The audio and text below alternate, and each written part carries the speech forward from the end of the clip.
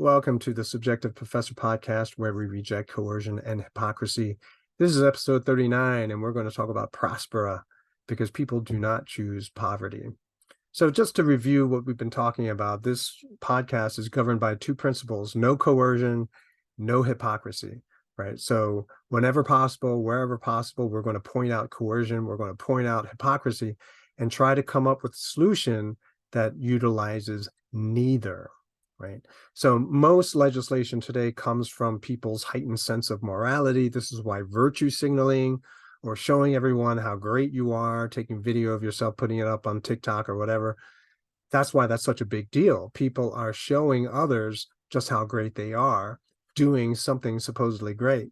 And so a lot of other people get on board with that mentality. They say, wow, everyone should do this. They push a legislation, they push some kind of law, it becomes law. Now everyone has to do it, right? That's the legislation of morality. All this accomplishes is a lot of coercion, forcing people to do things that they otherwise don't want to do, and reducing choices, right? So if everyone is forced to do something like this, then all of the other ways and all of the other choices that they possibly could have entertained no longer available to you. And this is happening more and more today, and this is why more and people are angry, and we have fewer and fewer choices. I pointed out before that some of my students always complained about jobs, like where are all the jobs? And it's because of this phenomena, that the variety of jobs, the choices of jobs, the quantity of jobs are just simply evaporating. So the opposite is what I want to talk about today, and that is a city like Prospera. Hopefully, eventually will become a city, but Prospera is a name of what we used to call a free city. That is a city that is not really directly governed by any government, but that it's the people there are self-governing. It's called the Zone for Economic Employment and Development, ZEDE. It used to work, but I think they changed it a little bit, so now it's Zone for Economic Employment and Development. And basically, it's a free city. It's an area where the people there govern themselves. There is no like mayor or, I mean, there's a leader, but that person is just basically more like a lawyer, trying to figure out what the rules should be. This is a phenomena that I used to talk about a lot. I mentioned Gurgaon before, and that's a semi-free city in India. I talked about it in an earlier episode, but basically, Reason TV did a video on it 6 years ago. And when it came out, I showed all my classes and I was like, this is what's possible if there's no government. In other words, a lot of people believe that if you take government out of the equation, everyone will start murdering each other, which is so not true, right? That's the propaganda that government schools are going to teach you to make sure that you continue to support your government, right? Justify your government, no matter what kind of crazy, nutty, evil, corrupt thing that they do. You're going to continue to vote in the system. But what does happen when you remove all of these politicians, all of the abilities for corruption, for corporations to just slip some money to a politician or promise employment after they don't get elected again? Without all of these backroom deals, what would happen? In Gurgaon, we saw large businesses from corporate, global corporations would come to the city. They would negotiate to build in certain lots and build there, right? And they would then provide jobs for people everywhere, and they called it hyper growth. These days, I think they started a kind of government, but I stopped following the story. So you can do some more research on it now. But the more government there is, the slower the progress becomes. And the more bogged down it becomes, because you have more legislation and morality. And so now people are being pushed and pulled all sorts of places and sorts of ways. A reverse example would be Spartanburg, South Carolina. Milton Friedman talked about this in his Free to Choose series. I believe it was episode 7. I'm not too sure, but It was the episode that discussed who protects the worker, I believe. And so what was happening in Spartanburg is that they had above average unemployment and lower than average wages in the country. And so the city government was desperate. They were trying to figure out what to do. So what they decided to do was cut taxes, reduce the size of government, stop all the government programs, and just basically slashed corporate taxes as well. And so corporations from all over the world came to build in Spartanburg. So it solved the unemployment problem. And because there was so much revenue, right, even those taxes were cut, you had more people paying taxes and so much more money. So the city itself also became much more prosperous as a result. And because property rights is respected, then no one is really upset. In other words, if you're living in a house and someone says, "Oh, can I have your house so that I can build a factory here?" And so you say, "Well, how much are you going to give me?" And the person says, "Well, the city values your property at $30,000. I'll give you 50,000." And the property owner says, "Make it 200,000 and we have a deal." And so the guy says, "Okay, sure. Here's $200,000.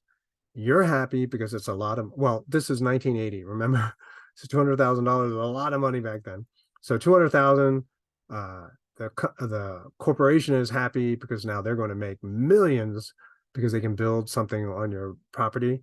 And you're happy because now you have $200,000. You can go live anywhere you want. And that's what happens when you respect property rights. That's what was happening in Spartanburg. And now it takes us to Prospera, which is a current phenomena, something that's happening in Honduras, where a bunch of free market people went to the country, which used to be the murder capital of the world. A lot of poverty. I mean, no one even knows what a job is, but it's so poor there. So they set up shop at an abandoned, I think, tourist resort or something like that.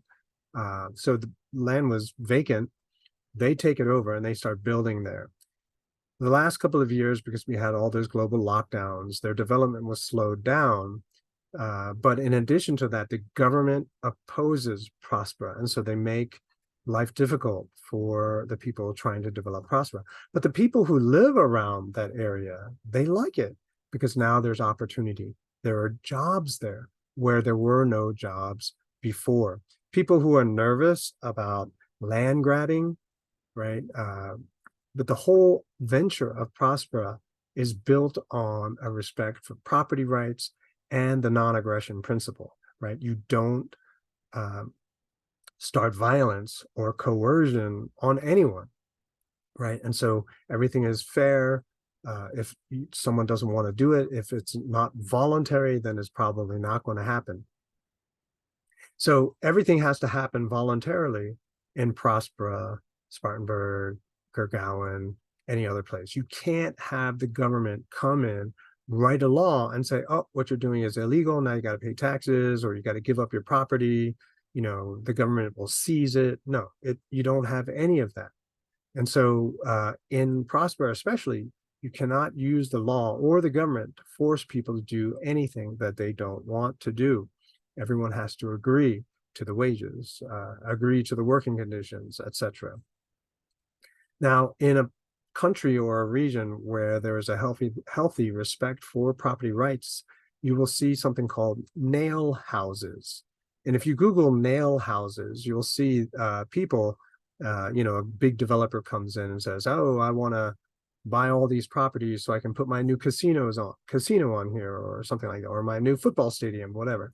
But if one person says, "Nope, I was born in this house, it was my parents' house, and so I'm going to die in this house," they refuse to sell, no matter how much money you offer them. Well, then you can't buy that property, right? One person can tank an entire deal. It is more likely, however, that a lot of the neighbors and friends would try to convince the person, say, "Oh, look, they're offering you 10 times the value of your house. Just take the deal so all of us will benefit." And I think that people would be able to get people to move. But there are instances where people refuse to move. The movie Up, it's an animation where a house is lifted by a bunch of balloons, that is actually based on a nail house once upon a time. Anyway, so you can Google that if you want. Now you contrast that respect for property rights with what happened in Baltimore with Under Armour, where instead of the Under Armour negotiating with the property owners and building their corporate headquarters, no, the mayor of Baltimore, because he was tight with the CEO of Under Armour, used taxpayer money to build the $25 million corporate headquarters. And so even if Under Armour goes bankrupt, the city would still be on the hook for the construction of that building. So not having a government means you're going to cut out a lot of this corruption, which reduces expenses. You're going to cut red tape, and you're going to open the door for speedy development, innovation into new methods of building, new materials. Fast building is something that we talked about before, where if you Google Chinese 57-story building, you can see that they can build a building like that in 19 days. 57-story building in 19 days. Think about it. And even if you were saying, oh, but I bet you it's not safe. Well, okay, well then do better, right? Make it safe. And even if it took you double the time, so it took you 40 days, you still built a 57-story building in 40 days.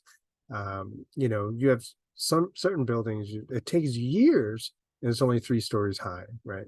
So what you want is the incentive for people to build faster with higher quality.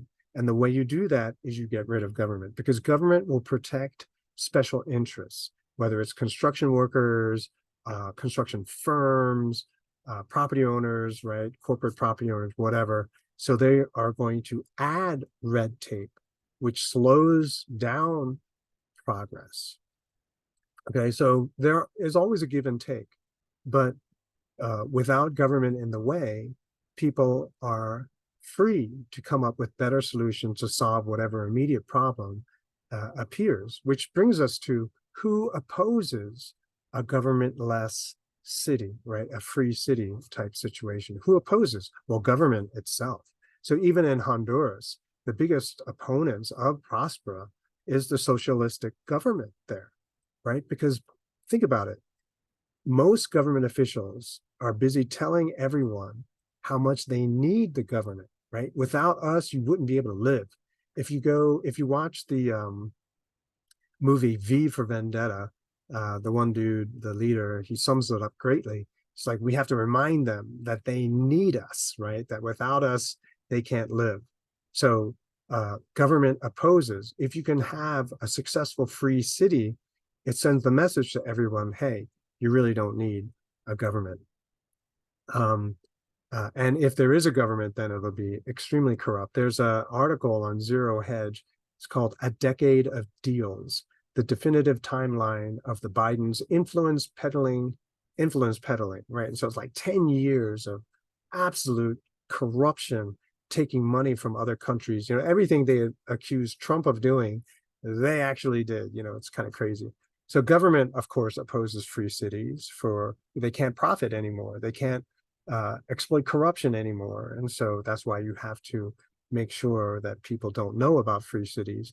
And then NGOs, non-government organizations, right? Nonprofit organizations. Well, see, they become irrelevant, right? If you can have a successful free city where people are making choices, free choices in freedom, then you don't need an NGO, right? They become irrelevant. And so obviously they rely on government funding to exist. And so they need to have perpetual poverty to justify their own existence. And this is where it gets kind of crazy. Religious organizations too, they function kind of like NGOs. If everyone is prosperous, then there's no reason to send missionaries to minister to the poor anymore. You know, a lot of people, I'll just throw this in here, but Mother Teresa, who was really famous for working with the poor, she never wanted the people she worked with to come out of poverty, because poverty itself is a blessing, right? There's a state of grace, a higher state of grace for being poor as opposed to being prosperous, right? So she saw wealth as evil, and so she tried to make sure that everyone stayed poor. That's religious organizations, right? Because if everyone is no longer poor, then there's no reason to try to virtue signal by showing how you're doing these great things going into these poor countries. Um, Remember, I'm a religious freakazoid, so I am critiquing myself when I say that. So all of these organizations, whether it's the government, NGOs, religious organizations, they have their own agenda. And there's a little power trip that goes on, right? I know what's better for you. I have a moral vision for you, and they get to control other people's lives. But here's the thing.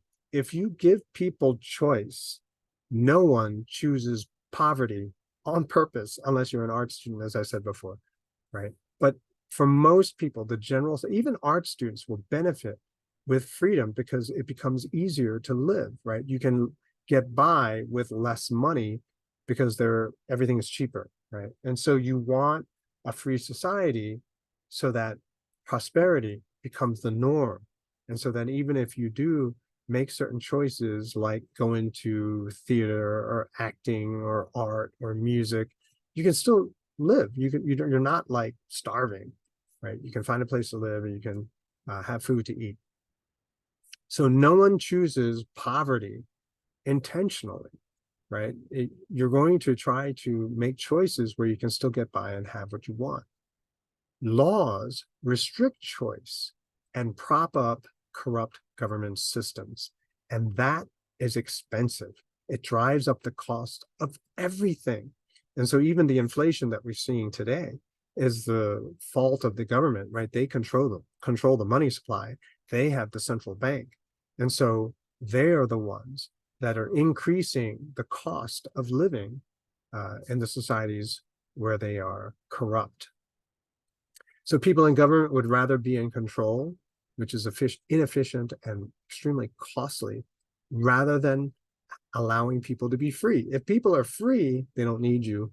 They don't need the government, right? And because they're going to come up with better choices. You know, one thing that a lot of people have noticed is that government politicians, generally like 95% of them, are the most uncreative, unimaginative people you can possibly find, right? They're just interested in power and control and influence and lots of money, right?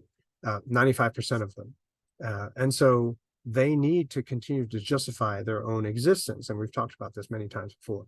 And so in order to do that, you have to reduce choices. You have to get rid of better choices and force people to make bad choices, right? You make better choices illegal and you make the bad choices the law. So ironically, what happens is that after the government crushes the economy in this way, you have a lot of scam artists, right? More people are now all over the place scamming other people, trying to take whatever little they have left. And this is especially true when the government promises to protect everyone. You know, the recent FTX debacle is just a prime example of government incompetence and allowing charlatans to basically run amok in society. Now, in a free society, information spreads very quickly. Anyone who has ever seen the rumor mill in immigrant communities, right? You know what I'm talking about. Word of mouth is so fast these days, especially now that we have the internet. I think my wife was watching a Korean drama, and what is it? It was about a school, an after-school tutoring company, and all of the moms were on the same chat room thing. And so when a rumor comes out, you just post it there, everyone knows instantly, right? The word of mouth is word of text now. So information spreads very, very quickly. The benefit of having more choices is people become more creative, right? There is nothing sacred. Everything is subject to improvement. If you Google, there's a YouTube video, it's fascinating, where this guy, Brian Davis, Bryan Davis, figured out how to make 20-year whiskey, 20-year-old whiskey in 6 days. Because he realized that it was just a chemical process I don't drink whiskey, so I'm just going by what what the video was saying, but that he figured out that was a chemical process. Now, here's the thing though. Uh, he got into figuring out how to brew alcohol because he couldn't get, he wasn't, it wasn't legal for him to buy alcohol when he was in high school, right? He couldn't get a good enough fake ID to buy alcohol. So he decided he was start figuring out how to make alcohol on his own. And he figured out how to make 20-year-old whiskey in 6 days. This example highlights the risk factor in businesses, right? So at any moment, someone could come up with a new way of producing the very product that you produce, but they do it on the cheap. They do it so much better and faster that you are now out of business. And so large businesses that have a lot at risk, like if you're one of these whiskey companies that sees all of your future profits just evaporate, you are now motivated to go to government, to lobby, in other words, to cater to certain politicians, make promises to them, promise funding for the next campaign in order to make illegal competition. So most government activity is designed to get rid of competition for established businesses. Okay, so they get to continue to make profit, they get the politicians get the donations, and we don't see any change in the products that we use. Okay, this is corruption, this is the abuse of power, and this only happens when the government has the power to legislate and dictate choices. Okay, so hopefully that was enough positive information to inspire you to think of creative ways to solve the problems in your life. Because remember, it's not about solving the problems that the government tells you are urgent and we need to solve them, like climate change or something like that. No, it's the stuff that happens in your own life, right? Dig into it, research it inside, know it inside and out, backwards and forwards, and then come up with a solution. And either it's a matter of shifting your perspective or coming up with something entirely different. And that is the source of basically progress and how to keep the ball of progress moving forward without government. Okay. So I hope that was okay for you. Also, if you have an idea or something you want to have discussed, just drop a note to me. My email address, which is there on the everywhere, subjectiveprofessor@gmail.com. And I will see you next time.